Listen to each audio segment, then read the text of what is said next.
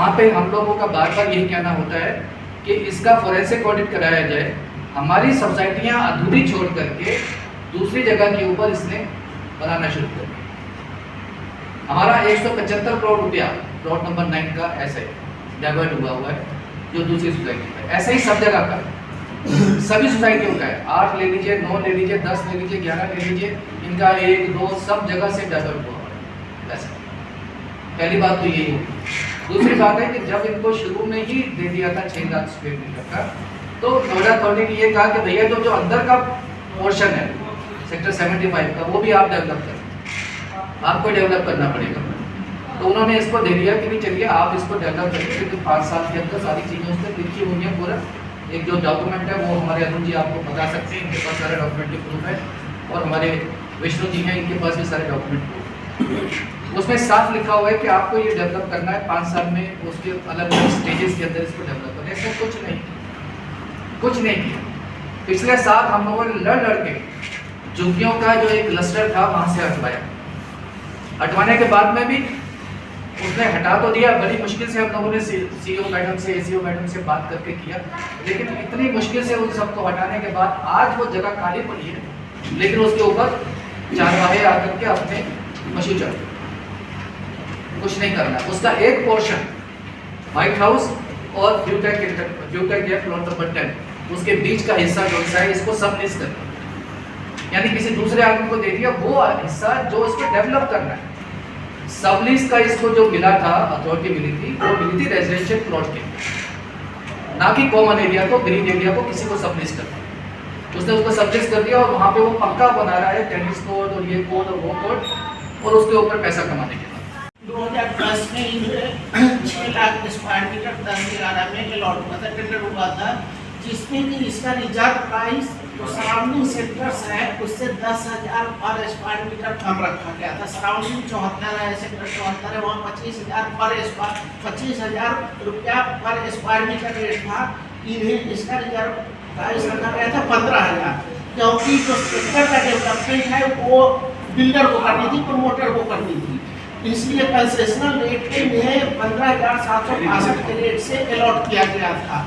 और वो internal development जो है, इन्हें नोएडा बिल्डिंग बाई लॉज में प्रोविजन है कि सेक्टर डेवलपमेंट के लिए क्या क्या कॉमन फैसिलिटीज होनी चाहिए, कम्युनिटी फैसिलिटी, उसके अनुसार इन्हें डेवलप करनी थी।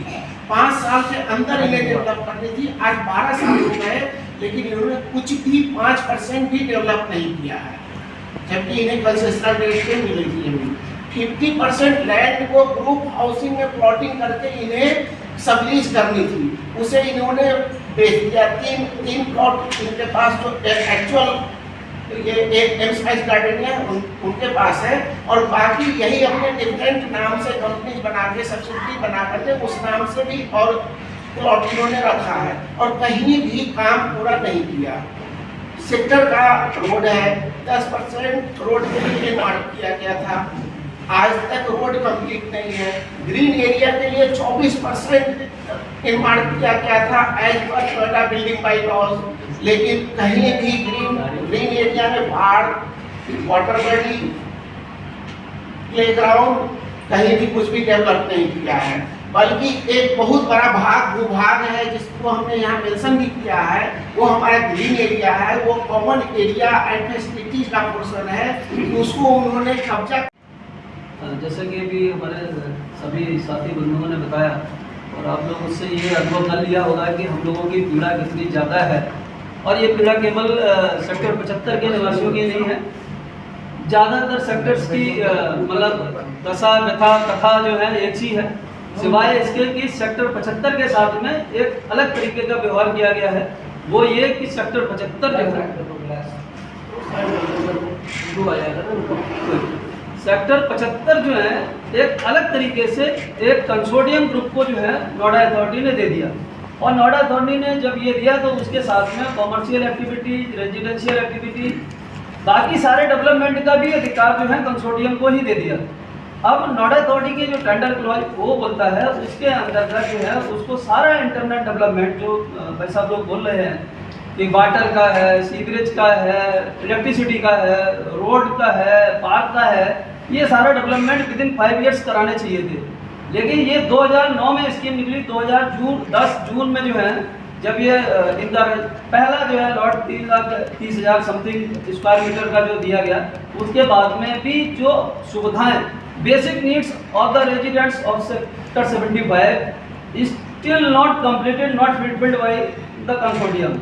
ये एक बड़ी बात है जिसकी वजह से हम लोगों ने जो है 2019 में बड़ा अनशन भी किया था, जिसमें हमारे साथी लोग बैठे थे, जिसके बाद में कुछ लाइटिंग वगैरह हुआ, लेकिन आज तक वो स्ट्रीट लाइट जलती नहीं है। रोड्स की कंडीशन ऑलवेज ख़राब रहती है। पार्क जो है, जो बेसिक नीड्स आज की डेट में सब लोग समझते हैं कि हमारा देश में जो योगा का एक मुहिम जो है राष्ट्रव्यापी या विश्वव्यापी मुहिम आदरणीय मोदी जी के नेतृत्व में चलाई जा रही है, जिसके लिए सब लोग प्रयास कर रहे हैं, हिट एंड फिट इंडिया, वो उसके लिए एक पार्क नहीं है घूमने के लिए। ज़्यादातर मूल निवासी सही है, ना पानी मिलता है, ना सीवेज की वो है समस्या है, उसकी भी है। तो हम लोग इसीलिए आए हुए हैं। हम सब लोग डिफरेंट सोसाइटी के RW के अध्यक्ष हैं, मैं RW के अध्यक्ष हूँ, ये वाइस प्रेसिडेंट है। तो इसी तरीके से अलग सोसाइटी से आए हुए हैं। ये कमारिया सर है, राकेश कमारिया सर। तो सर अब मैं राकेश कमारिया हूँ, मैं प्लॉट नंबर 9 गडेनिया गेटवे से। आप सब जानते होंगे गडेनिया गेटवे के बारे में, जो अनधिकृत दुकानें तोड़ने का सिलसिला शुरू हुआ था, मैं उसी को बिलोंग करता हूँ, मैं उसी का सेक्रेटरी।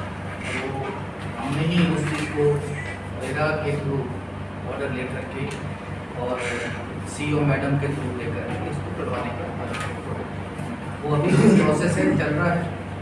अभी वो लंबा प्रोसेस है, 1.5 साल से हम उसी में लगे हुए हैं, छोड़ नहीं रहे हैं।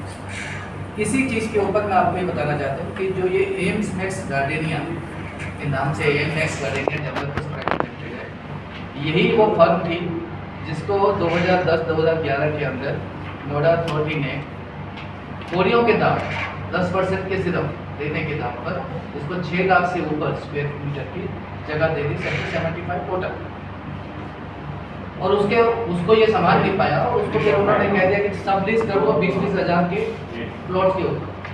ज़्यादातर हमारे 20-20 हज़ार के स्क्वायर मीटर के प्लॉट्स हैं जिनको इन्होंने सब लीज कर दिया। वो सब लीज भी इन्होंने अपनी कंपनियों को किया, जिसके ये खुद ही डायरेक्टर है। आप जैसे मान लीजिए हमारा प्लॉट नंबर 9 है, प्लॉट नंबर 9 को एम्स मैक्स गार्डेनिया ने गार्डेनिया इंडिया लिमिटेड के नाम पे कर दिया, जिसका डायरेक्टर भी उस वक्त मनोज राय और संजीव शर्मा ये सब थे। इन्होंने आपस में बांट दिया सब कुछ, जो तू ये ले ले, तो ये ले ले, तो ये ले ले, तो ये ले। वहाँ पे लोन ले लिया बैंक से 71 करोड़ रुपये का। लोन लेने के बाद में नोएडा अथॉरिटी का कोई पैसा वापस नहीं किया। वो सारे कहीं अधिकारी डर रहे हैं उनसे या कुछ ना कुछ गड़बड़ है। क्योंकि अभी हाल ही की बात है, मैं गया, मैंने एक उनसे रिक्वेस्ट की कि यहाँ पर अवैध कब्जे, उन्होंने क्या किया कि अवैध कब्जे के खिलाफ एक लेटर निकाल दिया कि अवैध कब्जे कॉमर्शियल के इसको जो है बंद करवाइए। बंद करवाने के आदेश दे दिया, 2 महीने हो गए, बंद नहीं हुए। फिर मैं गया उनके पास, हमने जी अभी तक अवैध कब्जे की वो जो आपने दी है आदेश, अभी तक कुछ कार्रवाई नहीं हुई। उन्होंने कहा जी अब हम लोग जो है एक बार हमने उस समय मैप देख के हमने सब कुछ कार्रवाई कर दी, हमने लिख दिया कि ये आगे चाहिए, लेकिन मैप के बाद हमको सेंसर लेटर देखना पड़ेगा।